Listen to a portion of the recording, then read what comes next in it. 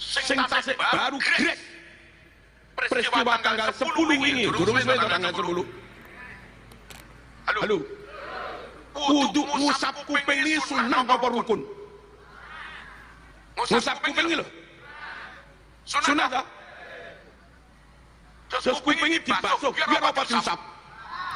Diusap kuwi lho lek ngarani kuping dibasuh lan jarene rukune wudu. Oleh sebuah Basukai adalah Imamul Yafi al-Mutilati al-Udwi. Basukai adalah Imamul Yafi al-Mutilati al-Udwi. Artinya apa? Menggerakkan atau menjalankan tangan yang basah di atas anggota. Jadi antara maskul dan khosel. Bismillahirrahmanirrahim. Alhamdulillah wassalatu wassalamu ala Rasulillah Sayyidina Muhammad ibn Abdullah wa ala alihi wa sahbihi wa man wala wa ba'du. Masih dalam persoalan kasus isu yang ditimbulkan oleh adanya sebuah pernyataan dari seorang Habib Lutfi bin Yahya yang pada satu kesempatan beliau mengatakan bahwa membasuh telinga yang sering dijadikan rukun. Nah, perkataan beliau ini kemudian menjadi pancingan atau menimbulkan sebuah reaksi, tanggapan, kritikan dari kelompok-kelompok yang selama ini memang membenci mereka, membenci para habaib, membenci Ba'alawi. Jadi dari perkataan Habib Lutfi bin Yahya yang mengatakan bahwa membasuh telinga yang sering dijadikan rukun, jadi seakan-akan di situ Habib Lutfi itu mengatakan dalam persoalan mengusap telinga dalam wudu itu adalah rukun.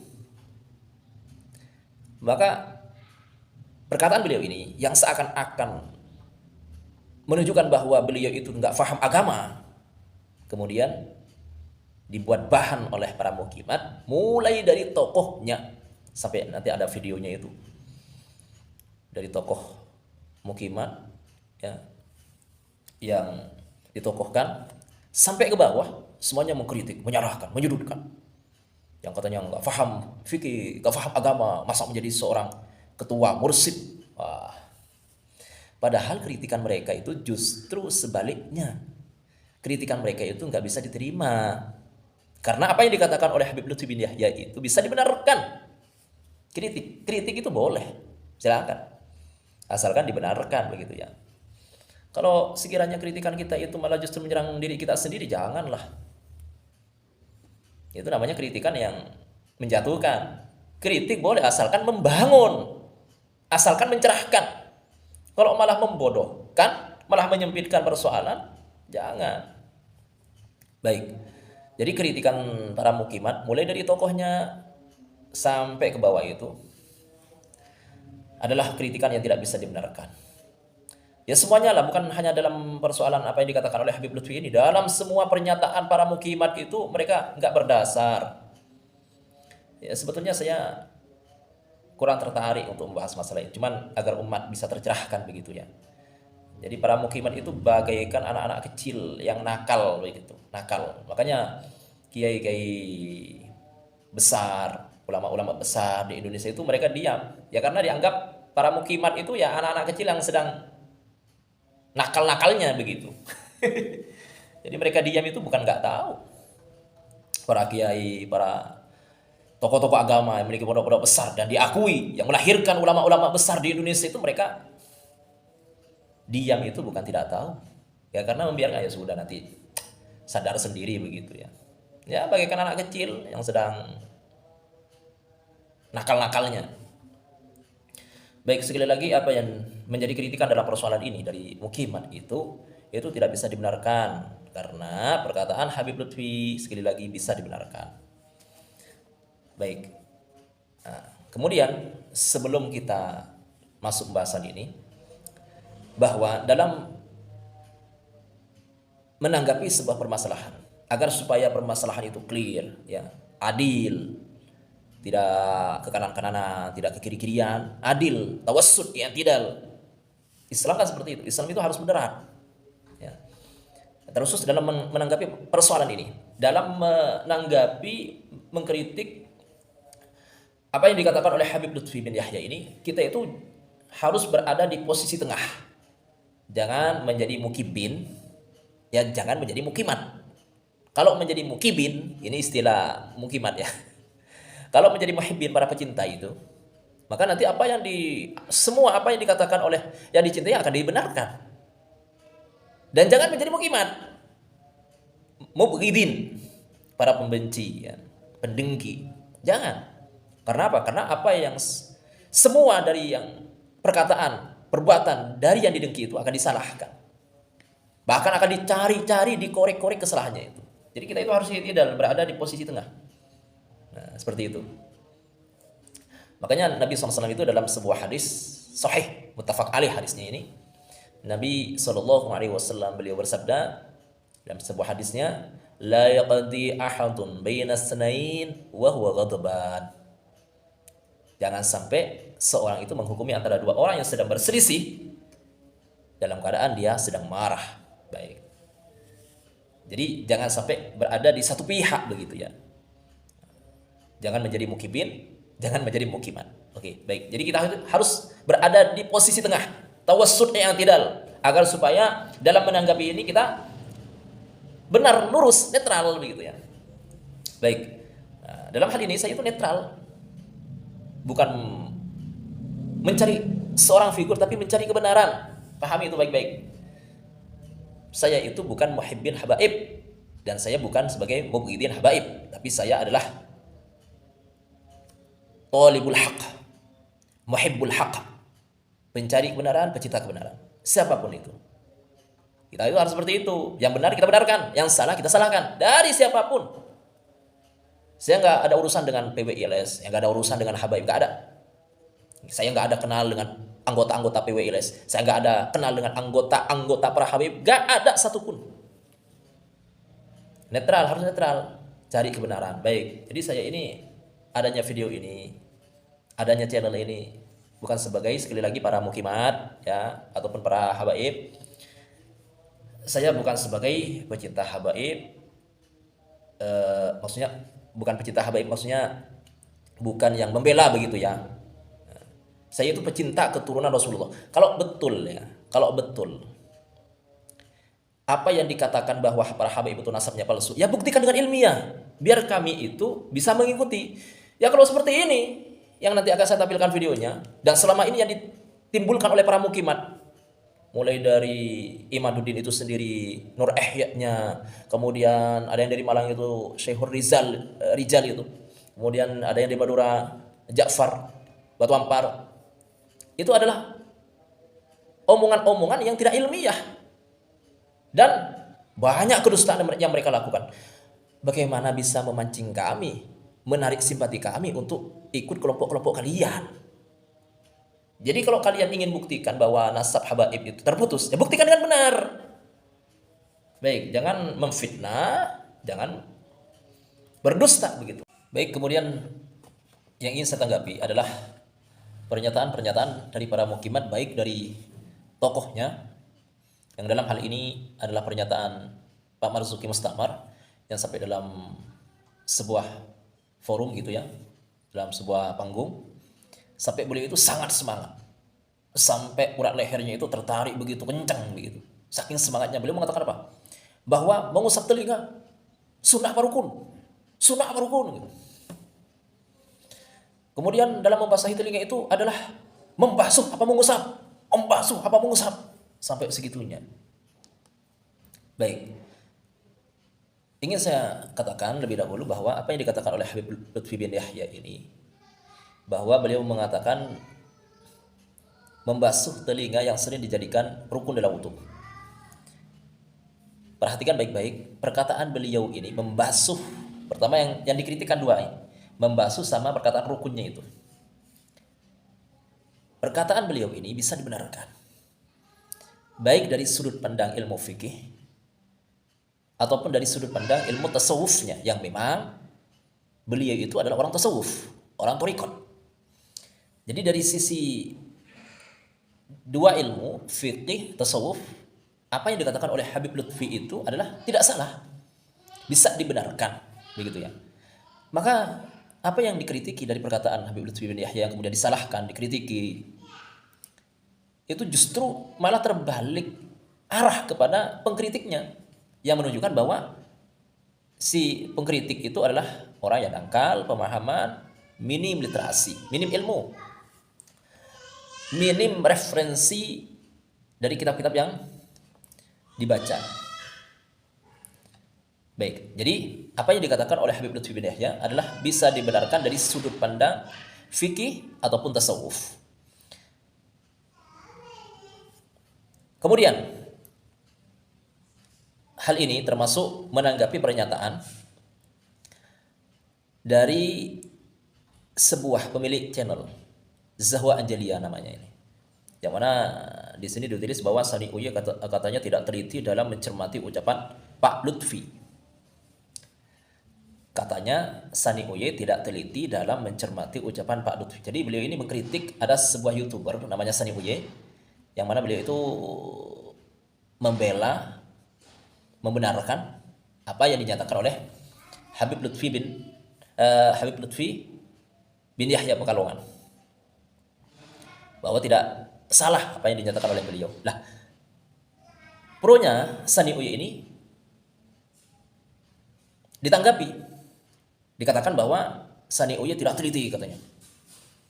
Artinya tidak dibenarkan.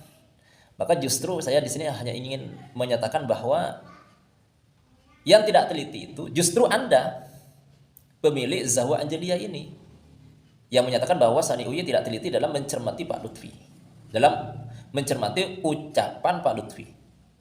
Yang tidak teliti, yang tidak paham justru Anda. Begini ya, yang dipahami itu kan sekali lagi dua dari perkataan Habib Lutfi bin Yahya, yaitu kata membasuh. Baik, biar supaya video ini tidak berkepanjangan, membasuh dan perkataan rukunnya. Dari sudut fikih tasawufnya bisa dibenarkan. Dalam fikih memang hal ini itu adalah masalah khilafiyah. Masalah khilafiyah. Jadi kalau masalah khilafiyah bagaimana? Ya nggak usah.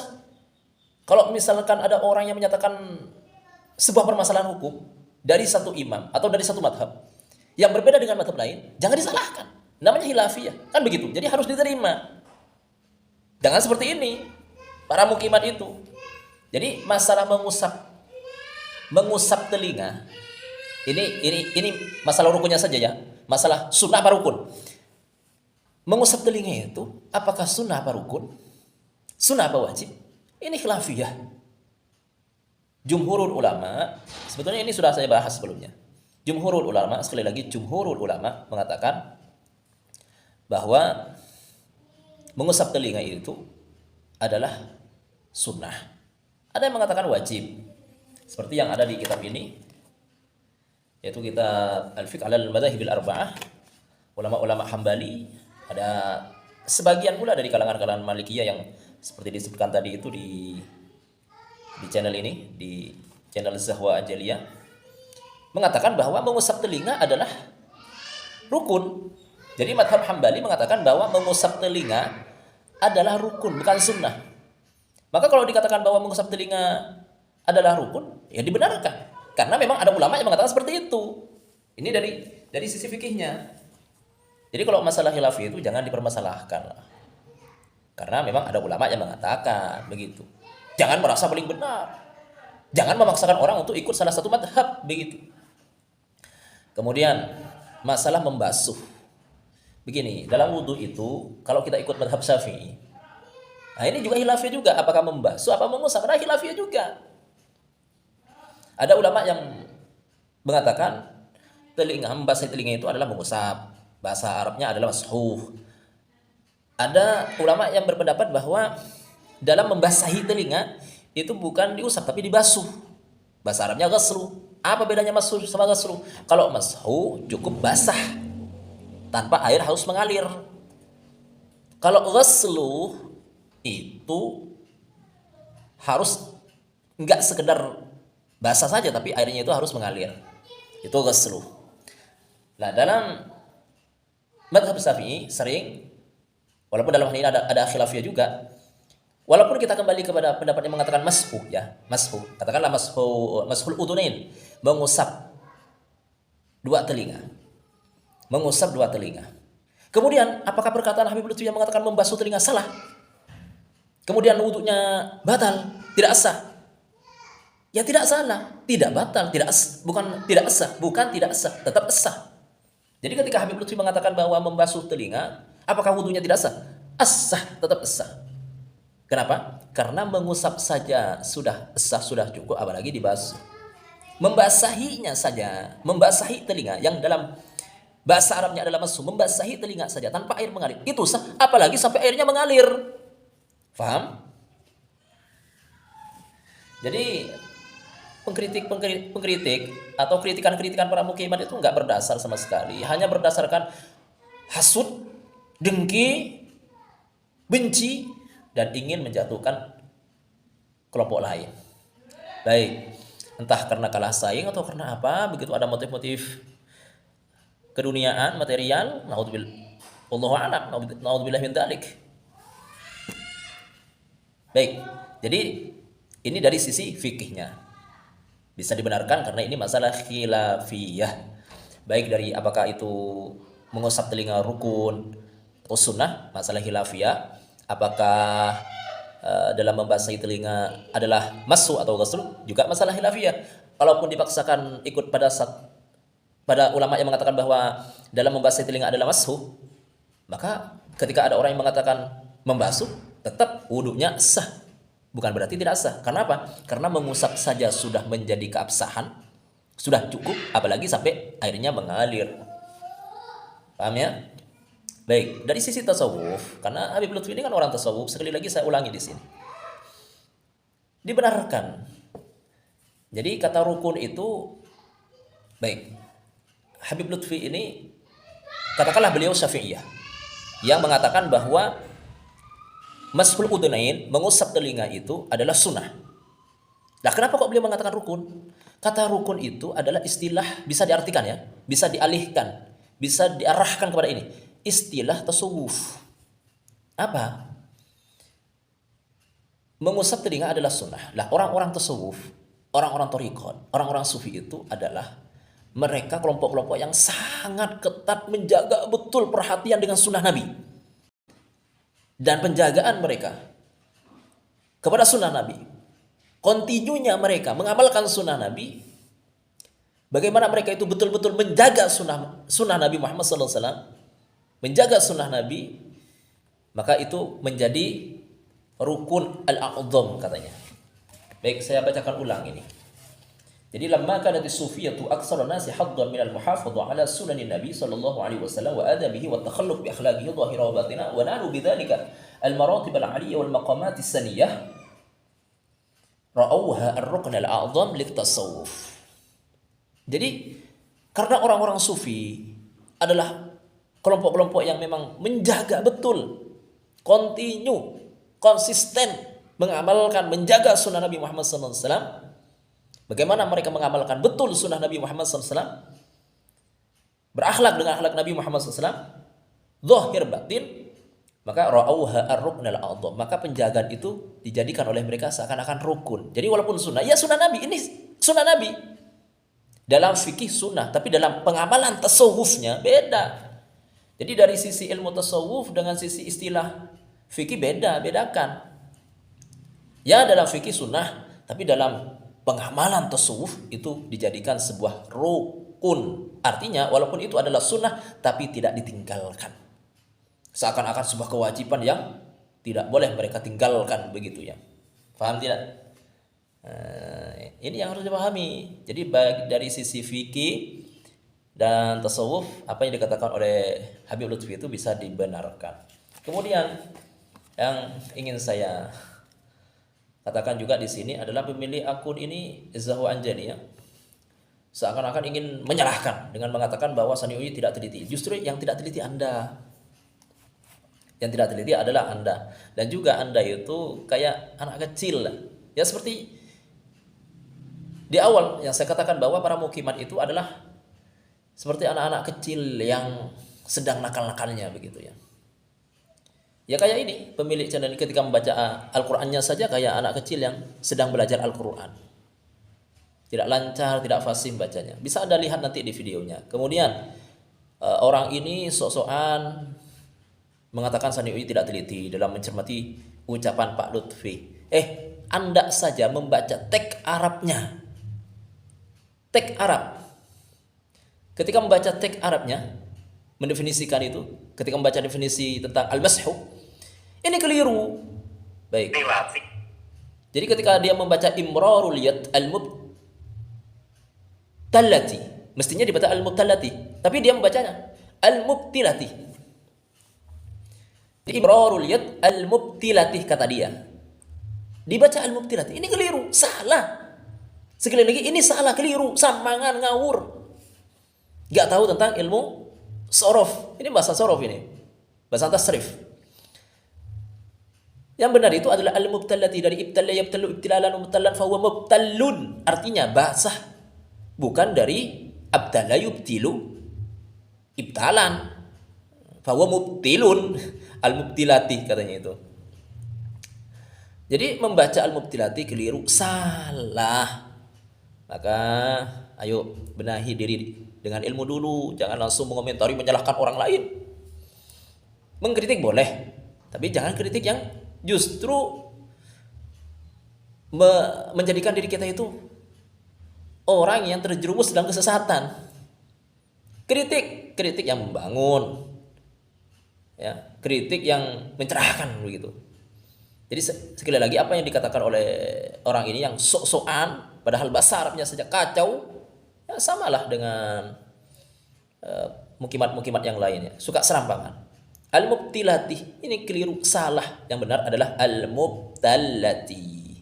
Dari sisi pelafatan beda dan dari sisi makna juga berbeda. Baik, demikian.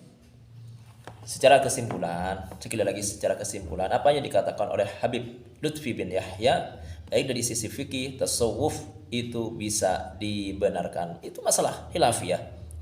Masalah adanya pendapat apakah mengusap telinga adalah rukun atau sunnah, perbedaan ulama. Ulama berbeda pendapat. Ada yang mengatakan rukun, ada yang mengatakan sunnah.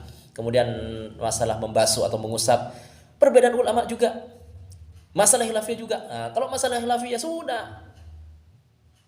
Kalau sebagian mengatakan dengan satu pendapat, jangan kemudian disalahkan karena tidak sependapat dengan kita. Itu masalah khilafiyah. Masalah khilafiyah jangan dipermasalahkan. Harus kita menerima apa yang menjadi perselisihan di kalangan ulama itu. Baik, demikian, semoga Allah Subhanahu wa taala menjaga diri kita semuanya, keluarga kita, terkhusus anak keturunan kita dari ajaran-ajaran pemahaman yang sesat dan menyesatkan. Demikian, hadza minni wal afu minkum, wallahu a'lam bissawab.